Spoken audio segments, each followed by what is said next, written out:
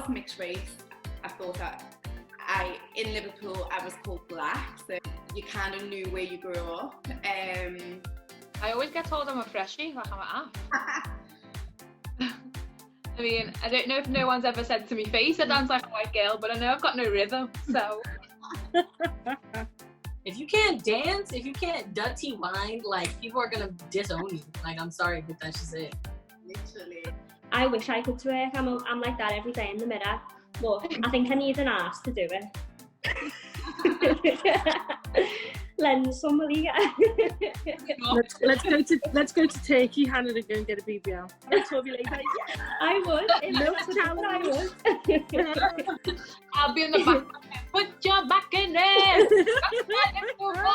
$50,000. People be out here spending loads of money to look like us. So, like, I don't need to be objectified about what's, like, natural about me. Especially, you know, when you're seeing a whole generation of European girls stepping up and twerking their asses off, then it's like, you're black, you should be able to do this. But yeah, I'll open it up to you girls. What did it mean being mixed race growing up in Liverpool? The mixed race kind of collective of us in Liverpool, we are always called and have always been called black.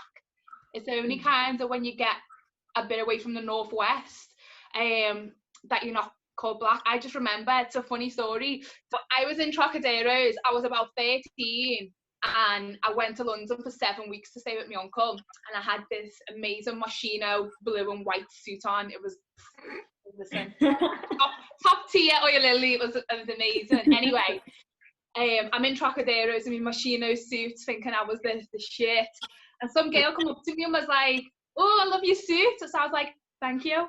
And then she was like, what are you? And I was like, "I'm black." And she was like, "No, but really, what are you?" I was like, "I'm black."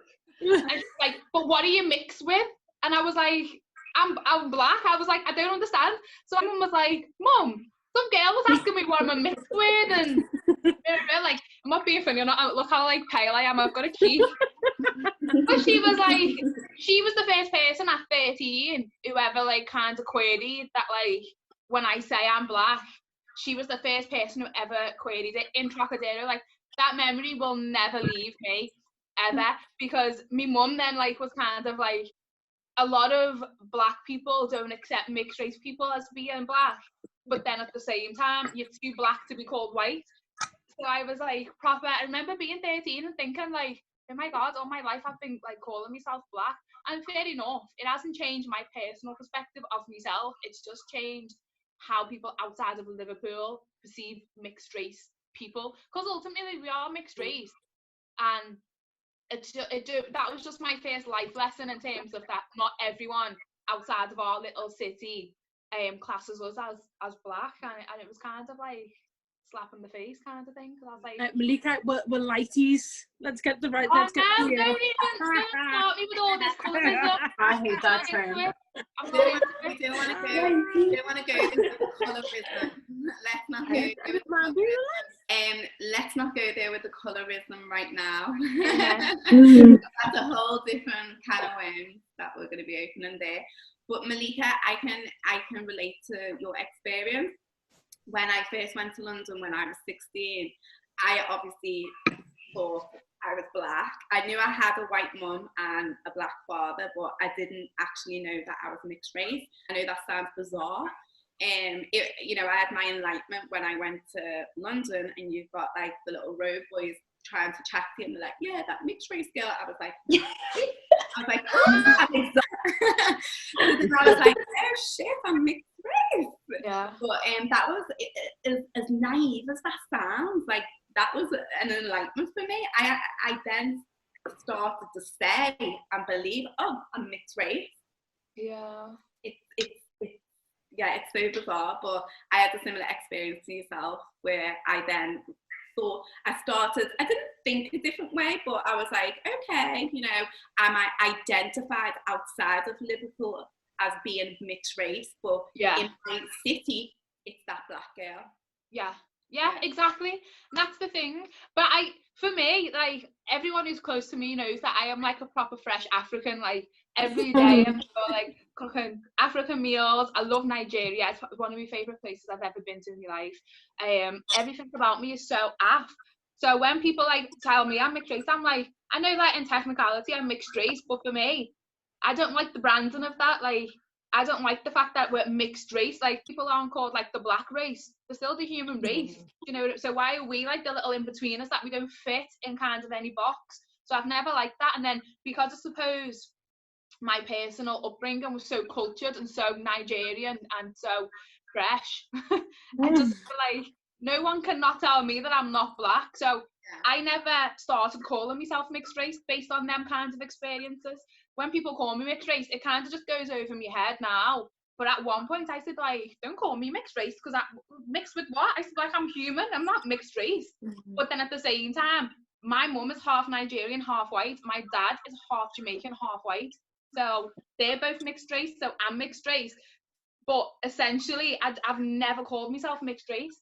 But it is bizarre, because it's literally like a Northwest thing. I think in Manny as well, people still be like, yeah, you're black. But they'll touch Birmingham. They're like, you're little mixy, you're lighty and brown. What's your experience of growing up being mixed race in Liverpool? I've never, if someone says to me, what where you're from or anything, I don't think I've ever said I'm mixed race. Like, I wouldn't say that. I'd say I'm black. That's just like, and especially like growing up in Toxteth as well, like that's all I've ever seen myself as. Like, growing up, I've always had like friends from all different backgrounds, so that's probably what's gave me a more of an understanding of like into different races and even like different religions. Like in school growing up, a lot of my friends were from Muslim background, so yeah, that's probably shaped my ideas and like why I'm more open as black. That's it. Because I feel like it's more than a colour, it's a culture, isn't it? Yes, exactly. It's a culture. It's a culture. We were all from Toxteth growing up, so we'd all come from the same community, and then we had like similar backgrounds as well. Like we were all mixed race. And then I'd say from my dad, a lot of my influence has been from my dad through music. Like music's played like a massive part. Obviously, growing up, my dad's always been into a lot of like hip hop, R&B, so music's like shaped me a lot as well. I'd be quite intrigued to know, Kai, what your experiences were growing up being mixed heritage in the US. It's definitely been a weird one because I've always been aware of the fact that I am mixed. Obviously my mom is from Japan, so she moved to the States when she was 30 years old, and then my dad is African American. But it's weird because when I tell people like, oh, my dad's black, people will be like, yeah, but like, where is he from? And a lot of people, it's not just me, a lot of people just don't know where their parents are from, especially in America. If one of your parents is black, the likelihood is that they were related to people that were enslaved. So nobody really knows like what origin country they're from. Obviously there's tests that you can do that like bring you all the way back to like where your original family was from, and like that's all well and good, but I think like I just identify most with actually being African American because black culture in America is completely different than black culture anywhere else in the world. But I think my whole life mostly I've always identified as mixed, but people would always think that I'm half white and half black, which really bothered me when I was younger because I'm half Japanese, like I'm not white. So people would always put these assumptions and labels on me that are associated with white people when like realistically that's very offensive to me because I'm not white. So did you feel as though that was denying a part of your culture that you were, when they said, oh, you're half white as opposed to half Japanese? Did you feel as though they were denying your Japanese side almost? Absolutely. And I also think that people have this more like oppressive attitude towards me because they think I'm half white when realistically both of my halves are minority. So it's just like people treat you a certain way because they think you're half white, but realistically like my mom's from Japan. So Sadie, again, growing up being mixed race in Liverpool, what does that mean to you? It's funny because just like listening to like what you're all saying, but if someone said to me like growing up, oh, like where are you from, I would say that I was mixed race. My initial reaction wouldn't be to automatically say I'm black. However, to counteract that, I remember my dad always used to say, like I'd say, my dad would be like, well, if you went to the chippy and there's 2 queues, a white queue and a black queue, what queue would you get in? And I'd always say, well, obviously I'd get in the black queue. And he'd be like, well, therefore you're black. And I say, well, I am. But I also, like, so if you kind of look at that situation to everyone, you've got like my dad's side of the family, which is black, and my mum's side, which is white. So I am mixed. I've got two races in me. I've probably got about 1 million more, to be quite honest. But I would say I've never really thought that deeply into it in terms of, I would never automatically say, if someone says, oh, where you from, I wouldn't say, oh, I'm black, I'd say, oh, I'm mixed. That's weird, that, isn't it? Yeah. I just think it's dead interesting how, like, some of us here are kind of had similar upbringings in terms of places, and we've got all different perspectives on our upbringing and how we kind of perceive ourselves as well.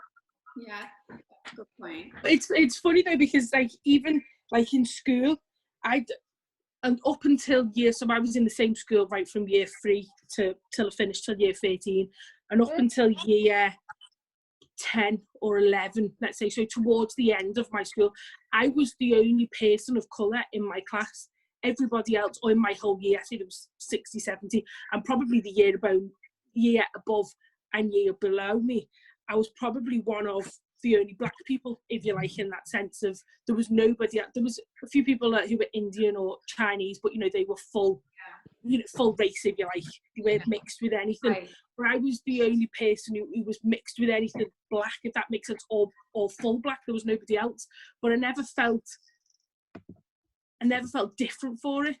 Okay. That was what I was just going to ask. I was going to say, how did that make you feel? Did you feel less of, or did you feel that you could integrate normally without any? Yeah, I had absolutely no issues with my skin colour, my race, anything. I didn't have no issues in school, even though I was the minority in terms of there was nobody else that had black in them, or was black. Were they aware that you were mixed race? Were they aware? Oh, your school yeah. friends were aware that? Oh, absolutely. Yeah. I mean, I was the only one with curly hair, and everyone else was pinned straight. I used to envy them. But no, God, they all knew. My dad had come pick me up from school. Do you know what I mean? My dad's blacker than God knows what. But they knew that they knew that my mum was white and my dad was black, 100%. But I never felt any type of like pressure or any type of situation where I felt like I had to describe myself as black or mixed, you know what I mean? So maybe it's just through like that kind of school life is why I've never really put so much thought into call myself mixed race or black. Yeah, that's what I was thinking, because just going back to what Keely said earlier, calling yourself black in Toxteth is kind of like it's a culture, isn't it, of us mixed race people calling ourselves black. It's a big part of our culture and who we are. So the fact that, I mean, I don't know what it was like for Hannah, Keely or Kai, but I know definitely my school had a huge black population because it was like near to Toxteth, and so I feel like maybe that's why you kind of had a different experience to us then, maybe because your peers that you was with every day in school, it wasn't that same kind of culture in your school to maybe what I had in my school. Yeah. I was definitely from a very, very multicultural school. Again, my school was, in Dingle. It was full of, as I said, people from all over the world. So, yeah, I never ever witnessed or experienced any racism as such within my school. It was only when we got out of the school, based on where the school was situated in Dingle, that's when the racial attacks would start. But that's another story. So do you class yourself as Scouse-based, then mixed race / black? I think so, because like, say if you go like out, if I go on a night out and it's like, says to me like, where are you from? I automatically think straight away, oh, I'm a Scouser, I'm from Liverpool. Yeah. My mum's from here, my dad's from here. But I'd always say like Liverpool straight away. That's just what I've always done, really. I don't know if you are the same. Or would you, if someone says to you, where do you from, what do you think? Do you say Liverpool or do you say what you are? Yeah, I'd definitely say Liverpool first. I'd say Liverpool, and then if they went into, and then said, what's your background, then I'd obviously go into that. So I suppose Scouts first, mixed race second. Yeah. Hell no. Yeah. For me, it depends what I'm drinking. And that's another thing. It depends who you're speaking to, because it depends. Yeah. From outside of the UK, I definitely talk about my culture first, like my ethnic origin first, before I said I was from Liverpool. So depends. People are only ever interested to know that I'm from New York. Like, if I can't tell you how many times I've had somebody buy me, when they ask me, oh, where are you from? I say, well, if you buy me a drink, I'll tell you. And then I said, the person is like, oh, I've never used that one before. Honestly, you should do, because it works wonders, especially like if you go somewhere that, you know, the Scouse accent is not prevalent there. You've got to just do it. When people ask you where you're from, be like, buy me a drink and I'll tell you. I like it. You know, it just depends on where I am, who's asking, how they're asking, and what I'm drinking. And I swear, like, if you catch me and I'm in a good mood and I'm feeling like I want to have some banter with you, I'll just say around if someone, I've got an Africa chain that I wear every day. And so sometimes people ask me, and because I just know it's hilarious for me, because I'm so light-skinned and blue eyes, and people will turn around and be like, where are you from? And I'll be like, where do you think I'm from? Like that. Sometimes I'm just like, oh, I'm from Liverpool. It just depends on what I'm drinking, I swear. But I just like to play with it sometimes, because I feel like people look at all of us and can tell we've mixed with something. And then they're so intrigued by it, and they just think, yeah, I'm going to shock you and just come out with me pure, fresh Igbo accent now and just pick up the dance. Oh, I love it. But don't you think it's awkward? Imagine going to a club and someone, like, you meet someone and they're like, oh, where are you from? And you, like, start reeling off all these different countries where you're from. And he's like, well, just like, what part of the UK? In the family tree. So, like, you know, when people ask you where you're from and you're talking about, like, your background, I seem like I always say, like, my mum's from here, my dad's from here. What do you say? You know, because you mix it. No, I'm so offended when people say, where are you from? And they mean, what's your ethnicity? Like, first of all, if you really want to know where I'm from my mom's vagina. Like, if that's really the question. Like, I hate when people say, where are you from? And they really mean, like, what's your ethnicity? Like, I'll tell you where I came from. Yeah. But if you're asking about my ethnicity, you need to come correct to me, because I'm going to be offended. Yeah. No, so if you say, what's your ethnicity, would you say, I'm half Japanese, half? Yeah, 100% all the time. Yeah. Amazing. So for me, I found my identity through music, and I would say through food as well. Growing up, having a Rasta dad, you know, the good vibration music was always going. The food was always getting cooked. Yes. So I definitely found my identity, and still my dad's passed now, and I still, you know, play those nice Sunday revival tunes whilst I'm cooking some nice, you know, Jamaican style food. So my identity as a child, having a Jamaican Rasta dad, we'd have the revival tunes on, the reggae tunes playing from his little sound system that he put together himself.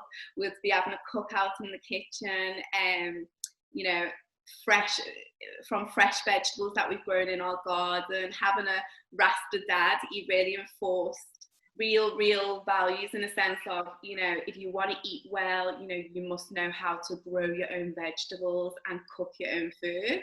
You know, these are the fundamentals of life, and this will keep you going. And up until today, I still do it. So it's, you know, those values have been really instilled into me, those Jamaican values. And talking of instilled, you know, I feel I identify myself more as Black, although I have got white in me. I identify myself more Black, and I lean on the Black culture more so than I do on the Caucasian British side. I actually don't know if I class it as my identity. I think you've got to be a very deep person to like say, oh, this is where my identity. I would call, I'm not knocking that, by the way, Keely, you know, that obviously you've found your way.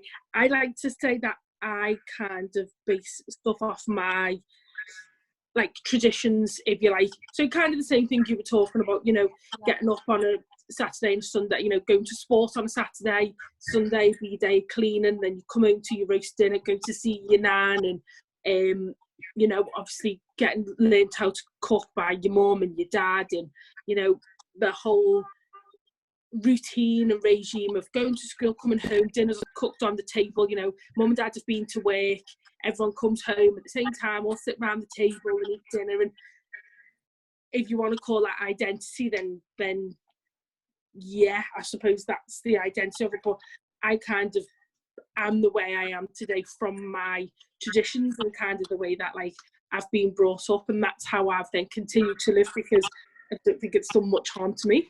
I don't know if my mum would agree, but you know, I kind of keep that thing, you know, I'll go to work, I'll come home, the kids' tea will be on the table, freshly cooked. I mean, don't get me wrong, I'm a fan of McDonald's. However, I do like to have a good cook every now and then, you know. Sunday dinners, I'll always cook a Sunday dinner of some sort, and, you know, I just kind of, I base my identity, if you like, more off my traditions and how I've been brought up by my mum and my dad. My identity, if you want to call it that, you know, do come from my dad. So, you know, obviously my dad taught me how to cook, and, you know, he taught me his Black way of cooking, etc. But then I also take some values from my white side. So Sadie, so what you're saying is you take more of your identity from culture. And when you refer to, sorry? Was you going to say something? No, I'm the opposite. I don't think I take my identity from my culture. I think I'm the opposite. Some parts of me, I think I do, but I don't think I'm as kind of as like, well, obviously from listening to what you were just saying, I don't think I take as much from my culture. What you're saying is, like, that was your routine. So, like, your Sunday was a roast and you sit down, but that is your culture. That was how your blended family, your mixed race family decided this is how we're going to do it. And then now that's your culture. And you mentioned Black food as well. So I was thinking, like, it was funny because I was thinking, I wonder what your definition of Black food is. But everyone's got that little bit of whatever island or continent or country you're from, you know, everyone's got that little bit of flavour. But everyone, for me, my perception of Black food is always like a meat, a rice and a stew or sauce, curry, something.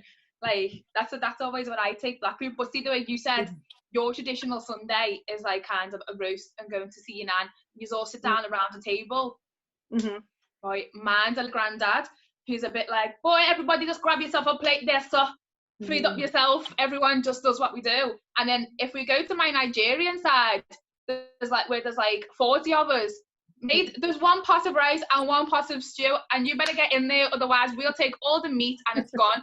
And we have a dining table that's pretty big, but once the seats are gone, you will find a perch on the edge of the couch, on top of your cousin's lap, wherever you can perch to eat.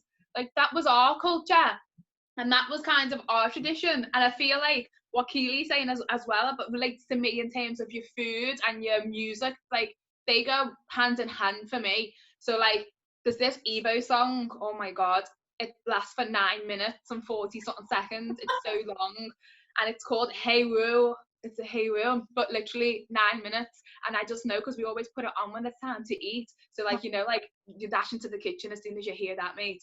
But that was game on. But again, for me, Rasta side of me, so that was the same for us. We had the reggae beats with the homemade shifted sound system. Don't touch it because it will all fall. It's all balanced. It'll fall apart. it's bits and bobs of speakers put together. Yeah, literally whatever they found, wherever they found, and it works. So don't complain about it. Everything Irie.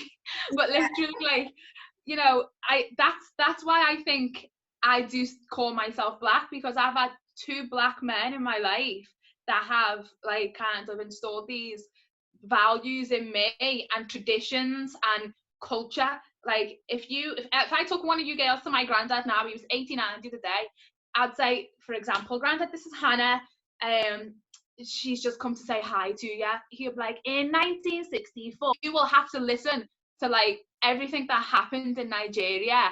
And so that's why I feel like I am so cultural, because I've heard that, and then I've heard the Jamaican side of it. So when people try and tell me about I'm mixed or I'm not black, I get offended, because I feel like I've been to Nigeria, like the village, stayed in the village. I've been to Jamaica, where I'm from. I've seen it, I've heard it, I've read it, I've tasted it. Like, I feel like I've got a good understanding. And again, it's all from the culture, the food, the music, the values, the religion. And I feel like I don't like calling myself mixed race at all. I just don't like it. Even though I would never disregard either of my white Irish nan and white Welsh nan, because they're probably 2 of the most important people to meet in my life. But again, that toxic upbringing, it was never like they're a black family but the mum's white though. It was just kind of, yeah, our genes kids are black. Like, it just wasn't a thing where in my personal life, you know what I mean? So I agree with Keely. All of my kinds of values around being black or calling myself black are from the culture and the upbringing. But I do think, Sadie, what you're saying, I get what you're saying. How your parents have kind of structured your life is very important. But I reckon that they have got their structure and their way of doing things from their cultures, whatever it may be. Mm-hmm. Still a huge influence. We probably don't even realise. Do you know, I think you're right in that sense, Mika. I don't think, obviously, when you start saying it like that, and obviously their ways have come from you know, their mums and dads and so, and it goes further and further. When you say it like that, then obviously it does kind of come from culture, but yeah, maybe it's even our Irish. I don't know. I'm sorry, putting in. I don't know if your white side does come from Irish, but I know like Irish people are stern people. Like, they are ruling with an iron fist. So their values aren't getting lost overnight. No matter that my nan was with a Nigerian man, that Irish is still in us. Like, you know what I mean? We better be celebrating St. Paddy's Day the same way we celebrate Nigerian independence. So girls, what does it mean being a black woman in Liverpool compared to other parts of the UK? Have you had any first-hand experiences? You know, being brought up in Toxteth myself, being mixed race, was it any different being brought up in Egbert? I mean, yes and no, in a sense. Obviously, mum's from Widnes, so it's like 2 very My different. mum's from Dingle. It's like, I think growing up outside of Tox, I didn't grow up there. No, my dad was from there. I didn't grow up there. I grew up in Egbert, which is actually not too far from there. Actually, it's probably like the next little area to it. I've lived in Toxteth when I first moved here. What did you think of it, Kai? You know what? When I first moved there, I was like, it's not the worst place I've ever lived, but also I'm from the ghetto. So, like, what in my own perception of what Toxteth was, I was like, it's not as bad as where I'm from. So I was like, it's cool, it's fine.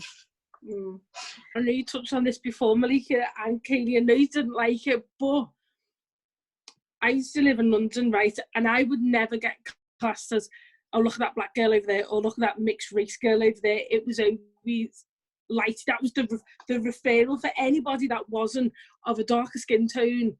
You were called a lightie, and they would rave about the lighties in Liverpool. They'd be like, yeah, I'm coming to Liverpool. I've heard there's loads of lighties, gorgeous, nice.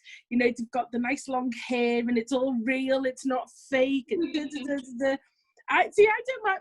Why don't you like it? I don't mind it. I don't mind being, I mean, obviously it's not like you know, not to meet or not, but I don't matter. When it comes to this topic, for me, it's much more deeper than just a couple of men in the club chatting, oh, there's a lighty. Okay. Like, for me, it's about colorism. That's about me being perceived as one way by a black man or a black woman, and them not feeling like we're equals. It becomes, for me, like, I see it as deep as the whole Beyonce's the lead because she's lighty and Kelly's not. Do you know what I mean? Like, it's just much more deeper to me than face value. It's colorism. It's about segregation within the black people and people as who define themselves as black. That's segregating us again further, and you know, that's how people like conquer and divide, mate, or divide and conquer, the other way around. But that for me is where that comes from. I feel like, and not everyone means it in this way when they say it, because sometimes it is just a bit of street culture, like, oh, she's a lighty, she's a painting, whatever. But I hate the way lighties always seem to have, like, the way you said, first thing you said was, you've got long hair. Well, why can't a dark skinned girl have long hair? Do you know what I mean? Like, it just gets so deep for me, and I start like I get angry at people when they say that. If people call me a lighty, that's when I switch on my Nigerian accent, and I'm like, oh, and I think, nah, not today. I'm not a lighty today. Don't call me that. I just don't like it. I just feel like, you know, we're not breeds of dogs that you're kind of mating to get a male puppy. When, you know, with human beings, and everyone's melanin has come out a little bit different.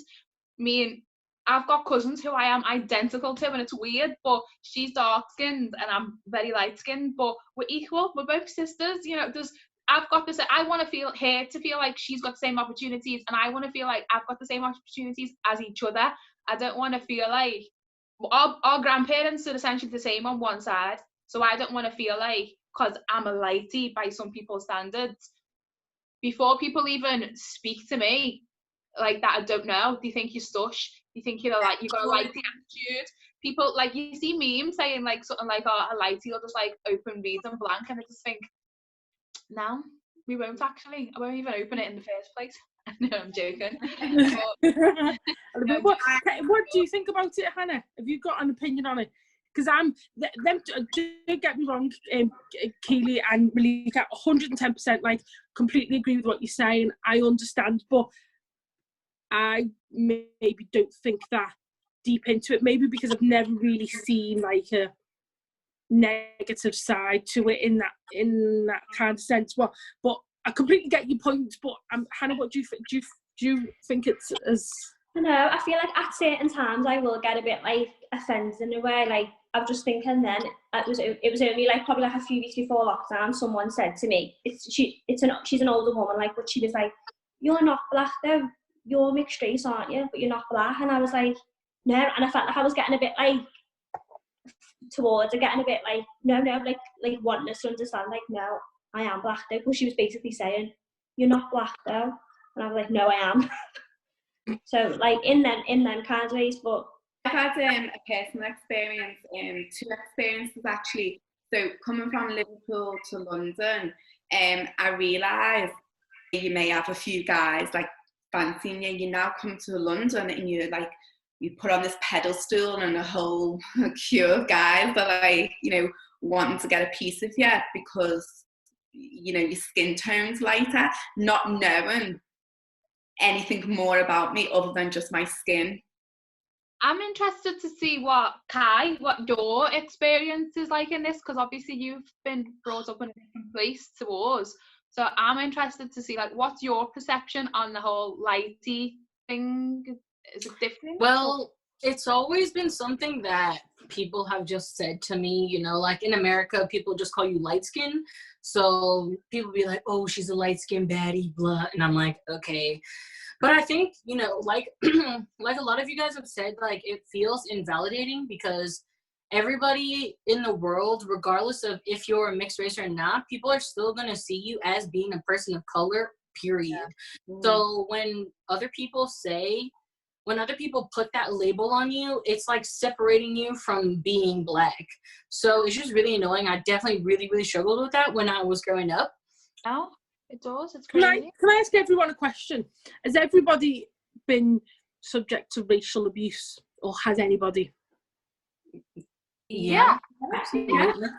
Everyone? Hannah, have you? No, to be honest, I can't really think of a time when I've never ever never in my ever. life. I can't think of a time where someone's been like directly racist to me. Do you think that's then helped you form part of who you are and how you identify today? 100%. Yeah. I feel like I'm always like I'm constantly wanting to defend myself when it comes to who I am and who I identify myself, like a bit like you said earlier on, Malika. When I went to Nigeria, I was referred to as the white woman. So obviously that really, really pissed me off. Do you know what I mean? Like the white woman, and I'm just like, but can't they see? Like I was that like pissed off about it. I actually was with a white Italian designer who we went out with, and I basically got his arm, and his arm, and I compared the different shades, and I was like, this is a white man, this is a mixed race female, and because I was so pissed off of them calling a white woman. We've had both of my nans have been with black men, had children with black men, and so both of my nans have been subject to racial abuse. I can remember clear as day getting a brick through the window with a note sellotaped. Like, imagine that would have hit one of us little innocent children. The kids who probably threw the brick through the window didn't know any better. And so those type of experiences have kind of made me realise, as light as I am, as blue-eyed as I am still not accepted by white people as white. Do you know what I mean? Like, although my melanin is not as popping as some people's, I'm still too black for white people. But then it's hard because on the flip side, you're too light for black people. So you're just in a limbo, aren't you, sometimes? She was telling me all day about how she wanted to go to the rodeo. Okay, number one, black people and rodeo, like, don't go together. So I was like, all right, we about to just see what's up with this rodeo. Because me personally, like, I love new experiences. Me and my friend were both sitting in their seats, but the man made it a point to only speak to me about how I was sitting in their seats. And I was like, okay, but me and my friend are also sitting in your seats right now. Also, what we've done is everyone else is sitting in different seats. Like, people are sitting in our number seats too. Like, you can just sit in a different number seat. And he like made it a point to be like, this is my seat, you need to get up. And I was like, I don't understand why you're being like this to me. And then it clicked in my head. I was like, you're being racist, sir. So once I called him out for being racist, literally my friend, everybody around me, nobody even said anything. So I was just there, like, hella embarrassed, getting like just verbally abused by this man. Literally nobody stood up for me. And I'm like looking around like, wow, really, like, this is my existence, you know, like, I have to, even though I'm light skinned, like, I still have to live this way. And like, regardless of if I'm half Japanese or not, like, I'm still seen as a black person regardless.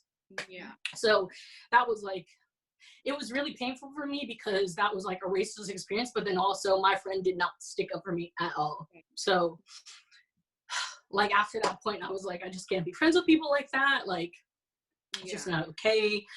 So yeah, like that was my, like, one of the worst experiences that I had. Yeah. And it's a shame that you were actually with a friend and you didn't feel like they could support you through that and understand where you were coming from and how you were feeling as well. So yeah. It's sad, isn't it? The key to it, I think, is education and knowledge, and I think a lot of people lack that. So I'll be honest, before when you were talking about racism and like you have actually experienced racism, I was quite shocked because growing up in Liverpool, I can actually honestly say, like, I've never experienced someone being like directly racist towards me, like, ever. Can't think of a time. Yeah, I mean, as much as Liverpool does have a black community, I do feel like in comparison to other cities, Liverpool's black community is very small. Obviously, I know the city of recent, I think back in the day, the black community was a lot stronger than it is today. But Liverpool is the connection with Liverpool slave trade as well. Like, you know how small Liverpool is, and we had the most slaves from the transatlantic, like, transferred through Liverpool. Like, our buildings, we walk around every day in whatever area of the city around buildings that was built by slaves. If you walk down Princess Boulevard, it was built by black people who've been brought here through the slave trade. And like, we don't even know what kind of like subconscious like emotion or feeling that might even have on black people that are aware of that. It's just, I think the city in general it's a very emotional city, but not always for the negative. I feel like there's a lot of strong personalities based on that culture of Liverpool and its involvement in the slave trade. You know, we're all quite privileged in the sense that we have grown up with different backgrounds and different ethnicities, so we know how to acknowledge each side of that, whether we identify as black or white or mixed or lighty, or we actually can understand every kind of situation around us, you know, everybody, and treat everybody that you meet regardless of the colour of the skin, the hair, the shape, the size, you know, what shoes they've got on. You've got to treat everybody the same, and how you would treat them. It's quite sad that stuff like that goes on. Thank you so much, ladies. This has been a really, really good chat. It has. Yeah, it's fired me up a little bit. I'm like, oh, I want to continue. Well, thank you so much for sharing all your experiences. Episode 7, please like, subscribe, and check out our Twitter and Instagram and Facebook handles. We look forward to seeing you soon. Mwah.